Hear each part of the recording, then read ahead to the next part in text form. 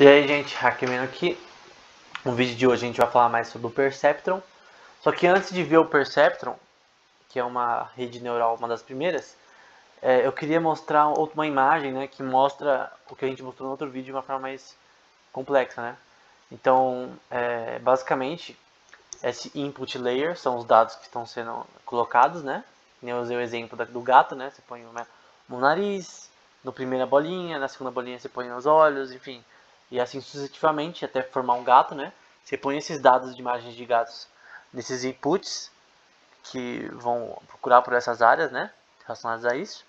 E aqui são, nessa parte do meio, essa primeira camada e a segunda camada, são os weights, né? Que vão ser, que é designado por esse W, que vão ser meio que o que vai regular a rede para ela se autocorrigir. Então, esses neurônios eles servem para isso, na verdade, para eles se autocorrigirem, né? No propósito de identificar se é imagem de gato ou cachorro, enfim. Que são os dados que a gente pôs no programa. E a parte do output é a parte que vai fazer o resultado final, que vai falar, não, isso aqui é um gato, isso aqui é um cachorro, separando aí, no caso, em duas bolinhas, né? Nesse caso. No caso que se você quiser não só reconhecer gatos, mas também diferenciar gato de cachorro, no caso. Aí tem dois outputs ali.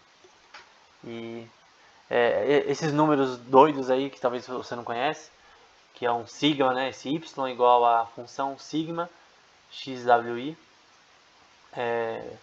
Basicamente, esse sigma quer dizer soma. Então, basicamente, a soma de todos essas bolinhas aqui do meio, desse primeira hidden layer e da segunda hidden layer, que são as camadas do nosso programa, né? Basicamente vai ser a soma de tudo isso, né? A soma de todos esses dados. E esses dados vão sendo meio que atualizados conforme a rede vai treinando. Então vai mudando de acordo com a rede treinando até ficar do jeito que deve ser, né? Corrigindo os erros, né? No fim. Então, agora a gente vai para o Perceptron, né? O artigo original, escrito por esse F. Rosenblatt. Esse cara é muito importante nessa área, gente, e esse artigo é muito importante. Que o Perceptron, um modelo probabilístico para armazenar informações, né, e organizar informações no cérebro. Então, é uma parte tanto neurológica, né, quanto biológica. Ele vai tratar dessas duas partes. E é do laboratório aeronáutico, né, relacionado a uma unidade dos Estados Unidos. E é de 1958. E no jornal de psicologia, né? É incrível, né? No jornal de psicologia, uma coisa de inteligência artificial. Então dá pra ver que a psicologia ela é um gancho aí nessa área, porque envolve muito o estudo do cérebro. Enfim, vamos lá, vamos tentar entender esse artigo. Então vai falar que se nós, eventualmente, quisermos entender a capacidade de organismos de alto nível, né? Para reconhecimento perceptual, generalização, recall, cetose, pensamento, nós devemos ter as respostas de três questões fundamentais. Então isso aqui é importante. Três questões para a gente pensar em criar algo que consiga aprender, um programa que consiga aprender. Como a informação sobre o mundo físico é sentida ou detectada por um sistema biológico. Então, por exemplo, quando você olha o sol, como que você sabe que aquilo ali é o sol? Como que sua pele consegue reconhecer calor, que é uma coisa que a gente vai ver também no futuro? Como que a gente pode usar a inteligência artificial para fazer um robô sentir calor, como nós, entre aspas? De que forma uma informação é guardada ou lembrada no cérebro? Isso aqui é um negócio muito complexo. A gente vai falar, não, mas isso aí já deve ter sido descoberto. Sim, mas não em detalhes, não em, extensivamente. Não assim, tem muito mais para tentar descobrir. Por exemplo, será que a gente consegue alterar memórias de alguém através de métodos, talvez tanto medicinais quanto, por exemplo, vamos supor que alguém tem uma memória horrível que as pessoas não querem lembrar nunca. É uma memória que está castigando a mente, ela está tendo vários problemas psicológicos. Se a gente conseguisse achar as seções dentro do cérebro da memória da pessoa e tirar essa memória ruim para conseguir, sabe, passar por esse trauma, talvez não seja o melhor modo. Que de repente pode ter aquele argumento que não, as coisas ruins que acontecem pode ser pra deixar a pessoa melhor, mas às vezes não, às vezes pode ser um negócio muito tenso que de repente, imagina se você conseguisse alterar a memória, que nem acontece no Harry Potter, né? Você consegue alterar a memória das pessoas. Tanto foi, eu acho que o Lord Voldemort que alterou a memória de várias pessoas, né? Que era uma magia bem complexa, né? Até em magias dele é complexo. Que era muito difícil você alterar memórias na série, né, de filmes. Enfim, como a informação é guardada e contida em armazenamento. E é estranho, né? Por que eu esqueço do dia do meu nascimento, mas eu não esqueço do que eu comi ontem? Por quê? Porque essa informação, por que ela não fica guardada para sempre? Qual o motivo? Por que eu não consigo lembrar da minha infância e tudo? Ou de repente, quando eu tinha 10 anos, 15 anos, eu não consigo lembrar muitas coisas. Eu tenho vários flashes, mas eu não consigo lembrar um monte de coisas. Será que é uma coisa que é importante? Será que se nosso cérebro guarda todas as informações sem exceção, a gente ia ter problemas de... será? Ia sobrecarregar assim? Não sei, enfim. Essas perguntas são importantes. Como que a informação é contida? E como que a informação dentro do cérebro é mudada, né? Como que a informação ela some? Como? Biologicamente. Como você consegue explicar de uma forma química? Como a gente esquece as coisas? Como?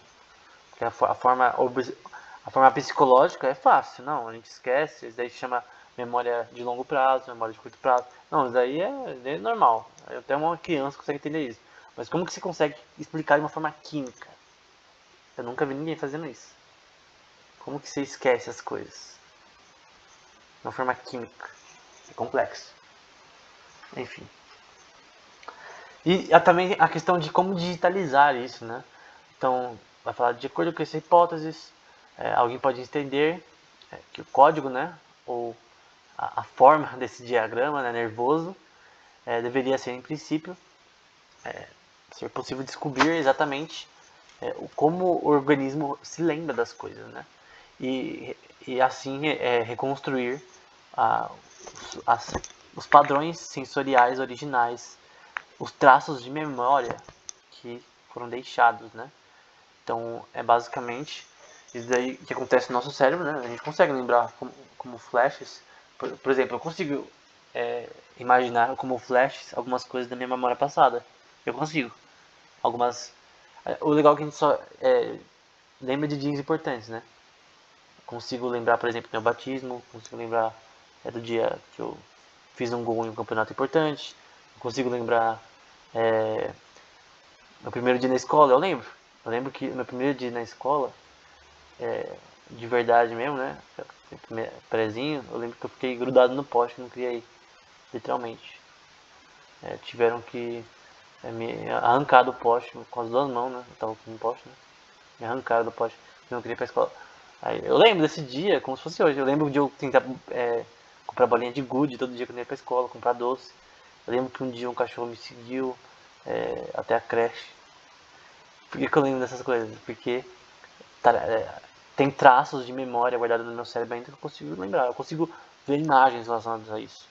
E como que você consegue digitalizar isso? Porque se a gente quer criar uma inteligência, não só uma inteligência artificial como a Alexa, não, eu tô falando de uma inteligência. Um, um software que a gente chama de wetware, né? Um software que consegue pensar por si mesmo. A gente tem que entender isso daí, né? Aí vai falar também sobre a forma de como traduzir, né, esses padrões elétricos, né, do cérebro de memória, né, em um computador digital, né? Então, será que a gente consegue copiar? Eu acho que não tem como fazer assim. A gente tem que fazer só usar como inspiração. A gente não pode simplesmente fazer algo que a gente não tem como explicar por enquanto. Então a gente tem que fazer de uma forma diferente do que a gente pensa que é o nosso cérebro, né? Enfim. Então o objetivo é simular o sistema nervoso, esse é o objetivo desse artigo. Na verdade a discussão sempre foi essa, né? A questão as primeiros artigos sobre inteligência artificial, eles objetivizam, né? Criar uma inteligência, né? Algo que consiga um dia pensar. Então por isso tem esse negócio aí da inteligência artificial dominar o mundo e tal, porque as pessoas começaram a teorizar, né? Porque os caras querem criar um negócio conseguem pensar. Então, embora quando você ouve isso, pode ficar tranquilo que é besteira, mas enfim. É estranho teorizar sobre isso, né? Eles queriam criar uma inteligência. E vai falar que a teoria, que foi desenvolvida praticamente sobre o sistema nervoso, né? Que vai ser chamado como perceptron. O objetivo, né? É ilustrar algumas propriedades fundamentais de sistemas inteligentes no geral. Então, o objetivo é tentar desenhar de uma forma tecnológica, né, computacional, um sistema nervoso. Uma simulação é simular o sistema nervoso humano. Então, até por isso que quando a gente fala sobre, por exemplo, cérebros artificiais, a gente está falando sobre simulações computacionais de um cérebro humano, que até agora não tem como. A gente viu de um gato, outro vídeo, enfim. Então, é muito difícil fazer isso sem conseguir entender particularmente como o cérebro das pessoas funciona de verdade, né? Mas enfim. E aí a gente vai ver sobre as redes neurais de fato.